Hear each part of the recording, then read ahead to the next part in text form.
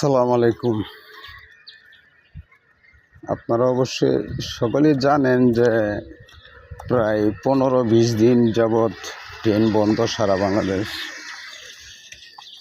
বাংলাদেশে ট্রেন বন্ধ। কিছু ট্রেন চলে আপনার লোকাল, এটা হচ্ছে ঢাকা, আপনার রতনপুর, সখীপুরের ভিতরে।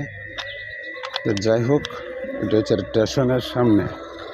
হ্যাঁ, এই সাইড মনে করেন পুরাটা মনে করেন খালি পড়ে রয়েছে।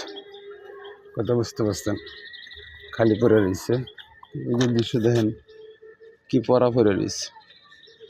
তো যাই হোক, সামাজিকভাবে সারা বাংলাদেশে ট্রেন চলাচল হতো বন্ধ, জনগণের তো অত কষ্ট হইতেছে। যাই, এটা সরকারে ভালো বুঝে যে